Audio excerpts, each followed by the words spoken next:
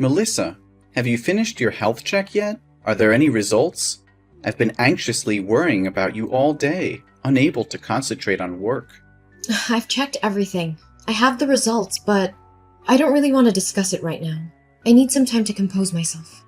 Why are you shutting me out? Are the results not good? Just tell me, and we'll face it together. Well, I have breast cancer. And they said it's an advanced stage, spreading rapidly. The doctor insisted on immediate hospitalization because it's becoming dangerously life-threatening. Oh my god. How advanced is it? How far has it spread? Can we treat it right away? Will you be okay if you undergo surgery now? Joseph, I'm in complete disarray. The doctor mentioned further tests are necessary to determine my survival rate. If you want to leave now, then go ahead. I'll sign the divorce papers. If you keep hesitating, I fear I won't find the strength to leave you later. What are you saying? Why would I abandon you? Don't tell me it's too late to save you. No, there's still a chance for me, but the treatment could be prolonged and incredibly exhausting, possibly lasting several years with substantial financial costs. I'm just afraid you won't be able to handle the immense pressure and the troubles that may come along. No, sweetheart, don't think so poorly of me. Haven't the past 2 years of love and 1 year of marriage shown you my commitment? I accept it all, and I'll stand by your side no matter what happens. So let's face this together, openly. Joseph, thank you. Well, here it is. It appears the cancer is even more advanced than I thought. Preserving breast tissue might be challenging. The doctor mentioned a mastectomy, chemotherapy, and radiotherapy as necessary for my survival, which means I won't be the same as before. Honey, I'm not an expert, so I'll scour the internet for more information. Maybe the way I phrase it isn't accurate, but does that mean they'll remove your breast tissue? Yes, exactly as you said. Well, if I'm fortunate, they won't have to remove all of it, just a portion. I can't even begin to imagine it. What's going to happen? Will your breasts just change? It's hard to say for sure, but it's likely that their shape will be affected. They might become asymmetrical or even lose their natural appearance. I'm sorry if it turns out that way. No, I should be the one apologizing. It's my negligence that has led to this critical situation. I should have taken you to the doctor when you first mentioned breast discomfort 2 months ago, but I've been too consumed by work to be there for you. It's all my fault, Melissa. I'm deeply sorry for failing you. No, please don't blame yourself. This isn't your fault. Are you concerned about how this change will affect your attraction to me? I understand if you find it difficult to accept. Don't say that. I didn't marry you for your physical appearance, Melissa. I don't care how your breasts look. My love for you is far deeper than that. But there's something else, Joseph. The doctor advised against getting pregnant during the treatment because it could harm the baby due to the medications involved. This means our dreams of having a child might have to be postponed indefinitely. Can you handle that? If you feel it's too much to bear, I'm willing to leave so you can find a partner who can give you everything. If I wanted someone perfect, I wouldn't have chosen you. You're the most important person in my life, and I don't care if we can have biological children or not. All that matters to me is that we face this together as a team. If we can't have our own children, we can explore other options like adoption. Our love can still create a beautiful family. Joseph, your unwavering love gives me strength. Thank you for being by my side. Now I can face the upcoming surgery with newfound courage. And knowing you're not alone makes me feel stronger too. I thank God every day for bringing you into my life. I'm grateful to have you as my husband, Joseph. I love you more than words can express, my dear. Now, take some rest and get ready for our date tonight. I'll take you to our favorite restaurant, where we can cherish each moment together. Yes, Joseph. I look forward to it. Hey, Melissa. I heard from Joseph. He just stopped by my house and told me about your condition. Since he has to go on a business trip for a few days, he asked me to take care of you. Do you really have breast cancer? Why didn't you tell me anything? Oh, hi, Mom. Lately I've been feeling tired and busy with all the medical appointments and preparations for my surgery, so I haven't had a chance to inform anyone. Besides, it's not something I want to share as good news. You don't sound like yourself. I can sense your nervousness, sadness, and sensitivity. Does this mean your condition is severe?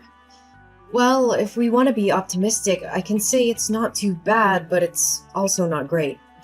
Surgery always carries risks, and the thought of scalpels in my breasts naturally makes me nervous. They're an important part of my identity as a woman. Really? Sometimes I forget that you're a woman too. You don't behave like a lady, or a good daughter-in-law. Especially when you make my son do household chores that should be your responsibility. Mom, what are you talking about? Which chores are specifically assigned to me? In our household, we share the housework equally. Oh, really? But every time I visit your house, I always see my son doing all the household chores. Whenever I come over, it's Joseph who's cooking while you're sitting and relaxing. Or he's folding clothes while you're fast asleep on the bed. You don't fulfill your duties as a wife for a woman in this family. I think if you have surgery to remove your breast, you might as well become a real man. Mom, did you forget that you said you didn't want to eat my cooking anymore? That day I came home from work and rushed to the kitchen to cook dinner. But after you tasted one spoonful, you said the soup was too bland and looked like vomit. To please you, I added salt. But then you said it was as salty as seawater and I ruined the soup. Since then I have stopped cooking for you. As I said before, both Joseph and I work and we agreed to divide the household chores. Usually I handle laundry, and Joseph takes care of ironing and folding. Sometimes appearances can be deceiving. Those tasks are typically meant for women, but I can't force my husband to do them. My son is exhausted from work, and you still make him do more? Mom, it's because you constantly scrutinize and criticize everything that he and I had to move out and live separately. I'm exhausted and I don't want to continue arguing with you. If you don't have anything else to say, I'll talk to you later. Oh, don't be mad at me. It was just a joke. You shouldn't take it so seriously. But I am genuinely worried about you. Are you referring to the surgery? The doctor has assessed my condition, and the success rate is quite high, so there won't be any major risks to my health. I'll be fine. However, after the surgery, I'll still need to take antibiotics and have regular injections, just to minimize the risk of cancer reoccurring. No, it's not about the surgery. I'm worried about your marriage with my son. You don't have to worry about us, Natalie. Our relationship is still strong, and Joseph loves me unconditionally. There's no reason for your concern. That's what I've always feared. My foolish child. Always thinking of others before himself. Shouldn't he be looking for someone else? Someone without all these complications? Mom, I don't appreciate any of these jokes at all. Joseph has made it clear that my appearance or any physical changes won't affect his love for me. Oh, come on. You know Joseph is just being kind. What about when reality hits? After the surgery, with your changed appearance, it won't be as appealing, even though I never found you attractive to begin with. And Joseph, attending corporate parties, needing a beautiful companion, will he still be satisfied with you then? I can dress in a way that hides any changes, and I can wear supportive undergarments. It's not something that will be obvious to others. Only you and Joseph know about it. Aren't you afraid he'll get tired of you and eventually seek someone else? You'll end up even more miserable and desperate when that happens. Maybe you should consider divorcing Joseph preemptively. I offered to divorce Joseph when I first found out about my diagnosis, but he assured me he would stand by me no matter what. It's not my decision to make alone. Besides, beauty is subjective, and Joseph sees beyond physical appearances. You're always so argumentative, Melissa. That's why I say you lack femininity. And what about children? After the surgery, you won't be able to have children anymore. Joseph has always wanted a child. Do you have the heart to make him so sad? The inability to conceive is temporary during the treatment. We have discussed it, and Joseph is willing to wait. We have even considered adoption as an option to fulfill our desire for a family. No! I absolutely disagree with that. Adoption? I never approved of such a thing. The primary duty of a woman is to give birth, and if you can't fulfill that, you don't deserve to be my daughter-in-law. And how many more years will you make me wait for a grandchild? I'm over 60. I don't want to wait any longer. This is not something you can dictate, Natalie. Your reasons for happiness are ridiculous. What is it you really want to say? You are an insufferable daughter-in-law. Don't you understand that you should respect your mother-in-law? Fine. Let's be direct then. I want you to divorce Joseph. I can't accept having a messy, sick, and weird daughter-in-law like you. I believe you're incapable of giving birth to a child for Joseph. And even if you did, I question the child's health. What if they also face the same challenges? Or if they are teased for not having a normal mother? It's selfish of you to only think of yourself. You do realize that breast cancer isn't contagious, right? Besides, I don't want to divorce Joseph. I love him very much, and it seems like Joseph disagrees with your idea as well, doesn't he? If Joseph had agreed, you wouldn't have gone to such great lengths to convince me of anything. I have already introduced Joseph to a friend's daughter. I really like that girl and want her to be my daughter-in-law. But I don't understand what it is about you that Joseph loves so much. So if you want a divorce, go ahead. I won't give you a hard time. No, absolutely not. I think that settles it, doesn't it? Now, I have to go for my hospital visit, so I won't be able to argue with you any longer. Besides, maybe I don't need your care as Joseph asked. I believe I'll be better off without your help. Goodbye. You're so stubborn. We'll see about that. But mark my words, Melissa. One day, Joseph will come to his senses and realize that he deserves better than you. Melissa, I've thought long and hard about this, and I can't continue pretending that everything is fine. The very idea of you going through breast surgery disgusts me to the core. I've tried to sympathize with your situation, but I've found comfort in the arms of another woman. She possesses a beauty and allure that surpasses anything you could ever offer. She is fertile and capable of fulfilling my desire for children. I can no longer bear the weight of your burdens. Divorce is the only path for us now, and I insist that you disappear from my life, taking your illness with you. I am devoid of any care or compassion, and I won't spend a single penny on your behalf. Don't text me back. I don't want to talk with you anymore. Leave my house before I return, for you have never been deserving of my love. Melissa, I've returned from my business trip, and I'm about to step into a taxi to head home. Shall we go out to eat together tonight before your hospital visit tomorrow? I miss you so much. How dare you speak to me as if nothing happened? You think a simple date can erase the hurtful and cruel words you uttered? Do you have any idea how utterly devastated and crushed I felt after reading those messages? Don't worry. I've already packed my things and won't take any of your possessions with me. I'm so sorry, Melissa. You must have been very angry with me because I didn't text you these days, right? But you said I said hurtful or heartless words? I'm a bit confused.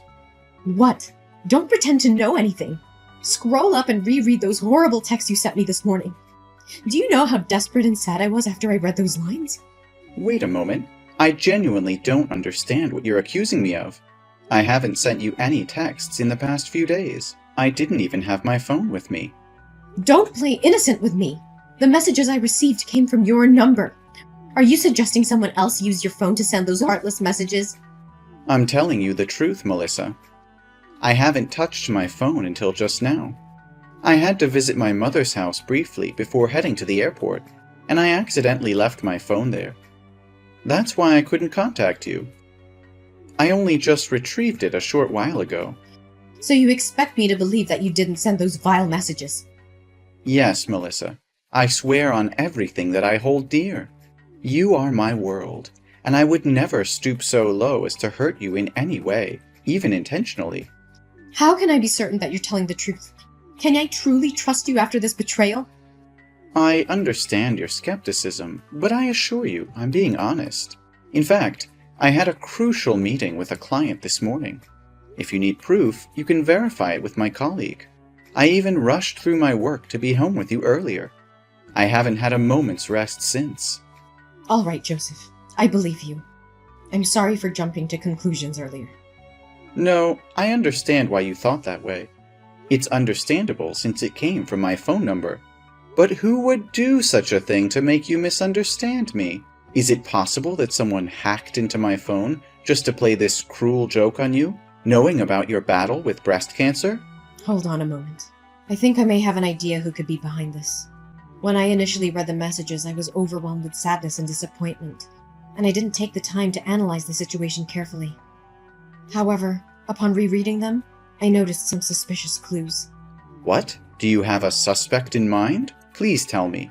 It's all speculative at this point, and nothing is certain. But maybe the truth won't be easy for you.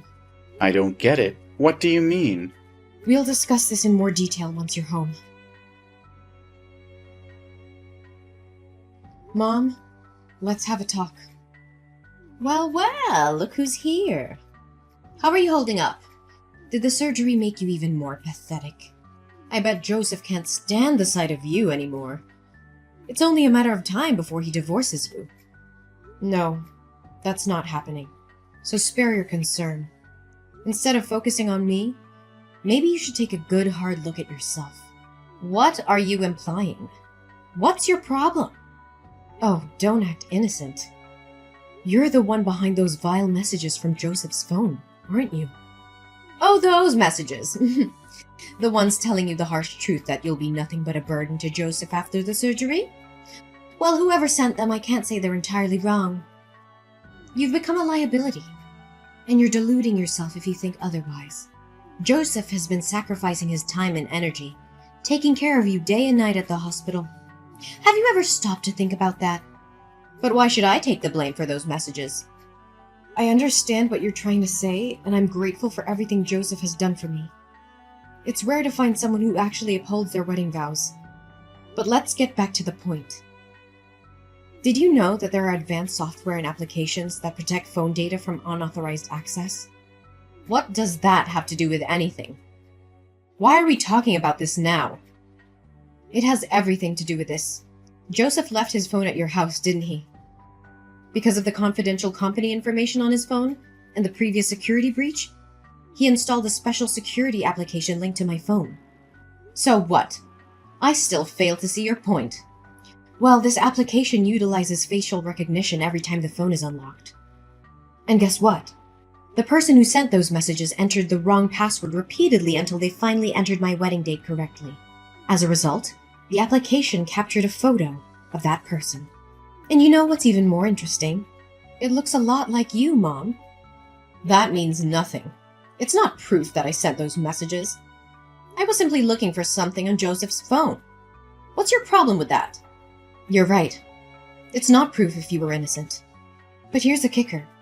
The timing of those messages coincides with the time you were trying to access my husband's phone, Natalie. And there's another thing you probably didn't notice because it's become a habit of yours. Using the sign to end a sentence, while Joseph never does. You call that evidence?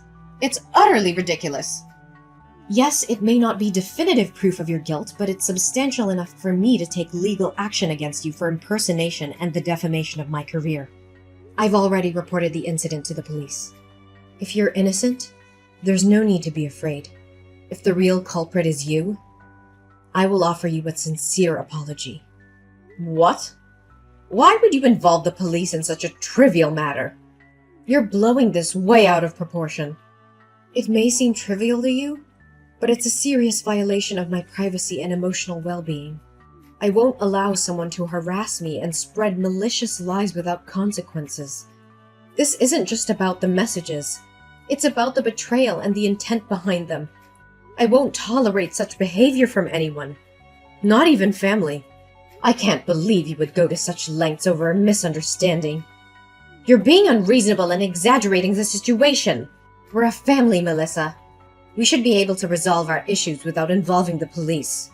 Are you suggesting we handle this matter within the family? Do you admit that the culprit is someone within our own home? Is it Jason? Should I confront my father-in-law about this when he visits me at the hospital? What? Is Jason there? No, you can't tell him! I'm sorry, but it's too late for that. I've already exposed your actions. I told them everything. And you know what? Jason is disgusted by your cruelty and heartlessness. He wants a divorce, Natalie. He no longer wants anything to do with you. And Joseph decided to cut ties with you too. We're no longer a family. Melissa, please, I beg you to help me. I can't bear the thought of losing Joseph and Jason. They're my world, my everything. I'll do whatever it takes to make things right. I'll grovel. I'll beg. I'll do whatever they want. Just please convince them to forgive me. I can't live without them. Natalie, your actions have caused immense pain and shattered the trust that Joseph and Jason had in you. Rebuilding that trust will not be easy, if it is even possible. You must understand the gravity of what you've done. It'll take more than empty promises and desperate pleas to mend the bonds that have been broken. I will do whatever it takes, Melissa. I'll prove to them that I've changed, that I'm no longer the person who inflicted such pain upon you. Please, I'm begging you, give me this opportunity to make things right. I can't bear the thought of losing my family forever. It's ironic, isn't it? You don't want to lose your own family, yet you are willing to destroy mine. Begging me in vain won't change the fact that you have to face the consequences of your actions. So instead of staying there, begging for forgiveness, I suggest you prepare yourself for the legal proceedings ahead. You'll have to answer for both insulting me and seeking a divorce from Jason. My determination to seek justice prevailed as the legal proceedings unfolded. The court recognized the gravity of Natalie's actions and the immense damage she had caused.